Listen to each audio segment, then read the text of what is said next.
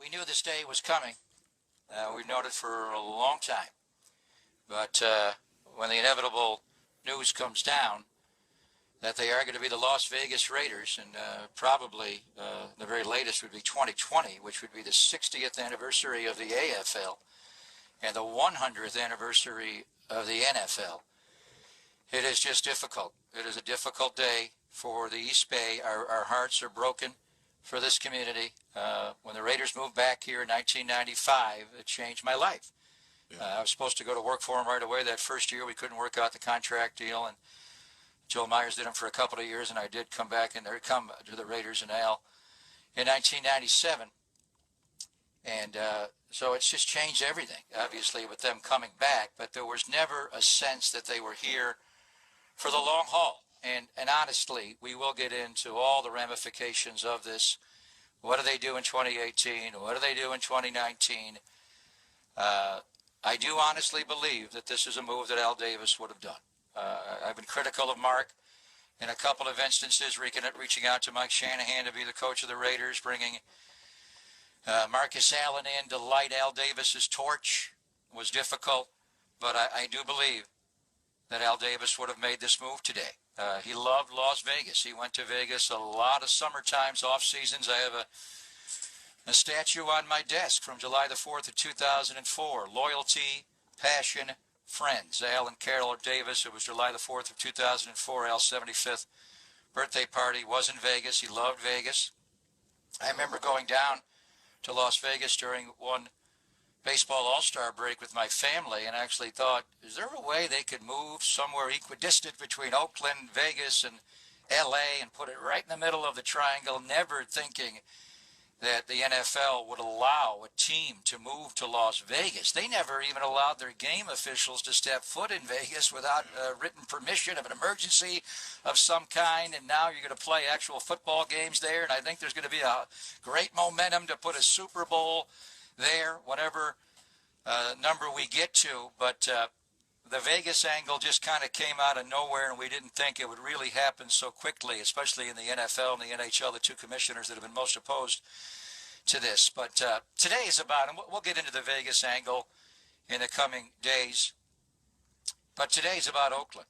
Yeah. And it's about this football team being ripped away again. Every 22 years it happens, seemingly.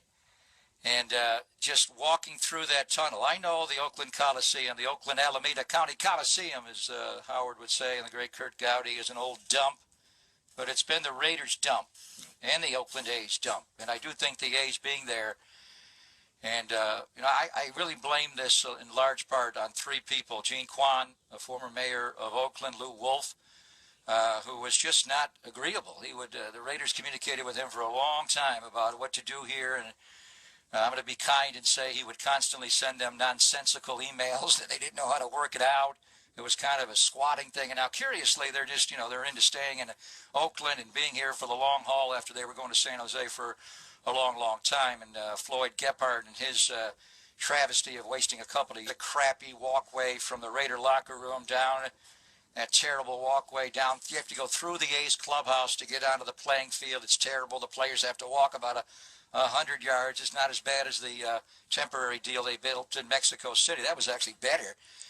But once you come through that tunnel, and it's interesting because the opponents come from the other side and the visiting clubhouse of the Oakland A's, and the Raiders come through their tunnel.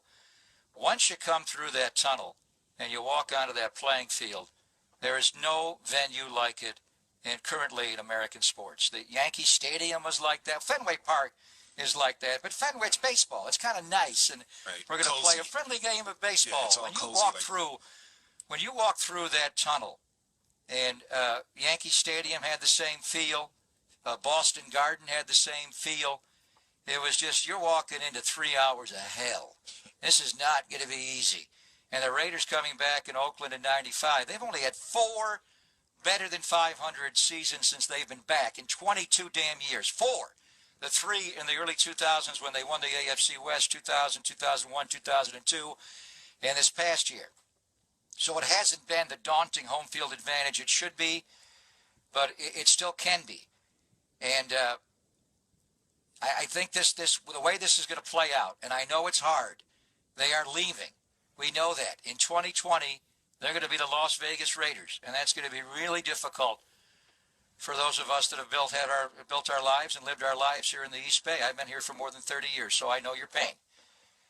But I think how this season goes in 2017 will determine whether they stay in 2018. And I am reaching out to Libby Schaff in Oakland to do a deal for the Raiders to stay in 2019. Because the reality is, for those of you old enough to remember, the Raiders moved in 1982, and they flew back and forth. They still trained here in the East Bay and flew down for that 82 year. It was a hell year. I think it was a strike year as well. That was really a difficult year. But I can't imagine what it was like to live in Oakland in the early 80s when they moved down to L.A. and they won the Super Bowl there. Their last Super Bowl after the 83 year, Super Bowl 18, was as the Los Angeles Raiders. So I know it's painful, but I don't think this story of the Oakland Raiders is done to be told here. Let's make it 25 years here, not 22, since Al brought him back in 95. And let's see if this franchise can win a fourth Super Bowl here. And I think it's very, very possible to win it here in Oakland if they can turn the black hole into the black pit that it has been throughout its history when the place opened in 1966. The irony is we celebrated the 50th anniversary to the day when the stadium opened against the Kansas City Chiefs back in 66 at a home game earlier this year. So I know it's painful, and they are going to be gone, but they're not going to be that far away. It's a very short plane flight, and anywhere you are in the country, you can get to Las Vegas without a change of planes. That's just the way Vegas rolls. And so I would like to see the football team, and I think Mark spoke so well on a lot of issues today, and the one thing that he said, his dad would have loved it, and I agree with that. And don't blame the players, and don't blame the coaches, blame me. And he will address this at a point coming up. But I really feel as though you have to make this a celebration of the Raiders and their history for 17, 18, and encourage the politicos in Oakland and the Raiders themselves to make a deal to stay in 19. Because it is, I'm not going to say it's likely, but it's quite possible that they win their fourth Super Bowl here in the next 3 years. And if you think you're in a lot of pain today on March 27th, when we get the news by a vote of 31-1, it's not even a football score, 31-1. What the hell's that? Thought it might be 28-4 or something, or 20 something more football palatable than that. But it didn't go that way. But in any event, I think you have to. We'll see how the reaction is. I know there's going to be a lot of venom out there, a lot of anger, but hopefully it will dissipate as spring turns to summer and summer turns to fall, and the Raiders are back on the field because the autumn wind is a Raider. But I know this is really hard at this moment, but I'm just hoping that they can play 17, 18, and 19 right where they are inside the black hole before they leave. Disappointed is a woefully ineffective word today. Devastated, crushed, devoured. I'm speaking for East Bay. For the Raider organization, though, I mean, they're going to pop champagne tonight. This is a quest they've been trying to get to for years, to have the kind of revenue stream they're going to generate in Las Vegas where they can compete with Pat Bowlen and that stadium he has in Denver and deal with everybody else, New England and Bob Kraft. I mean, if you're going to compete with a revenue stream, and I know you want to make it out to be all the money comes from network TV. That's not true. They get a lot of money from network TV, but a lot of that pays the players' salaries. The vibrancy of the franchise is what you generate locally, and that's how you pay your coaching staff. I mean, the Raiders historically have had the lowest paid coaches forever and ever. A lot of it was they just did not have the revenue stream. The Raiders were dead last in the league. It was Cincinnati, and the Raiders were at the bottom, and I think the Raiders have fallen to dead last. So I know you're disappointed, and we all are in the East Bay, but from the Raider perspective, the Raider franchise, I know that they are celebrating today, Vontae. No, they are. Mark Davis, you see him in his press conference. From what I hear, that he wanted a stadium. He wanted to stay in Oakland. Excuse me, I'm lost for words here because I'm not even a Raiders fan, Pop, and I feel some type of way about this. I feel for the East Bay fans. I've been covering the Raiders a lot the past 2 seasons and seeing that team rise to relevance again and being around the Oakland faithful. There's no fan base like that in the NFL, Pop. It's just It's what you want to get out of a football game. It's the perfect atmosphere. You know what I've always felt? I always felt the Raider Nation was stronger when we left Oakland.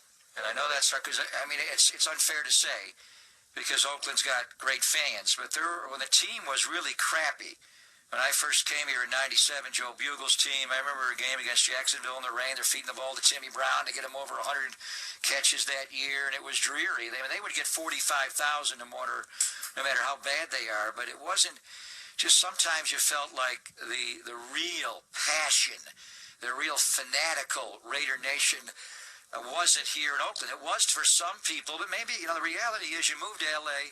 from 82 through 94, and the 49ers become not only the best team in the NFL, they're the best team in American sport during that decade. They won a Super Bowl. They had 15 straight years where they won 10 or more games.